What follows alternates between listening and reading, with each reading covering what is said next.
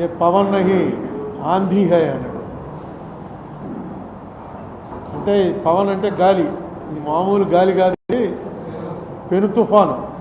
ఆంధీ అంటే తుఫాన్ కన్నా పెద్దది, ఉప్పెన్లు, మన దిరిసేం ఉప్పెన అలాంటిదన్నమాట. నిన్న కూడా పదవి స్వీకారంకి వచ్చినప్పుడు చిరంజీవిని పవన్ కళ్యాణ్ని కావలించుకుని ఫోటోలో దిగాడు.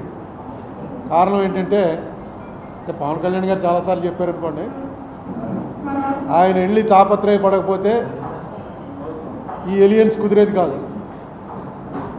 ఈ ఎలియన్స్ కుదరకపోయినా ఇక్కడ చంద్రబాబు నాయుడు పవన్ కళ్యాణ్కి వచ్చిన నష్టం ఏం లేదు.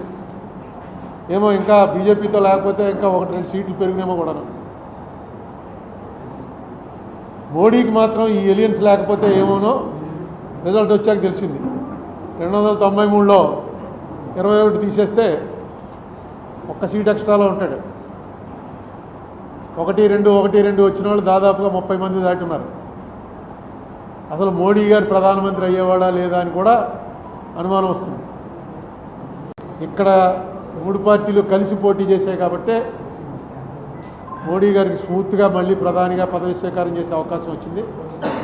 అందుకే ఆయన అక్కడ పార్లమెంట్లోనూ ఏ ఆంధీ హై అని చెప్పి పవన్ కళ్యాణ్ చెప్పాడు.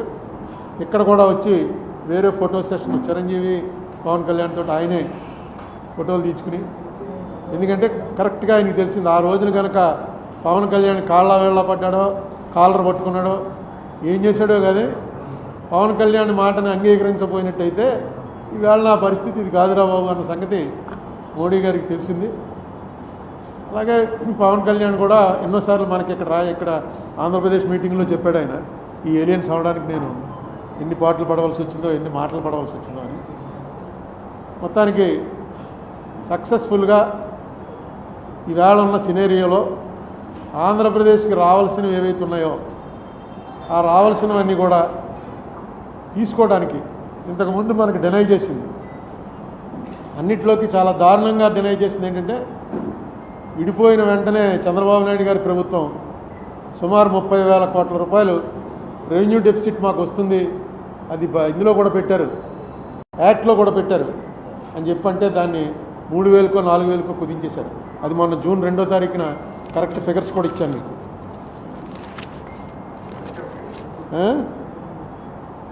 32,20,25 రూపాయలు ఏపీ గవర్నమెంట్ వారు అడిగితే లెక్కలేసి అనుకూలంగా స్పెషల్ కేటగిరీ స్టేటస్ విషయంలో కానీ, పోలవరంలో కానీ, విశాఖ స్టీల్ ప్లాంట్ విషయంలో కానీ, రైల్వే జోన్ విషయంలో కానీ, కడప ఉక్కు factory, Dugarajapatnam port, Kakinada petro complex, ఒక అగ్రికల్చర్ యూనివర్సిటీ, షెడ్యూల్ 9, షెడ్యూల్ 10లోని ఆస్తులు, ఇవన్నీ కూడా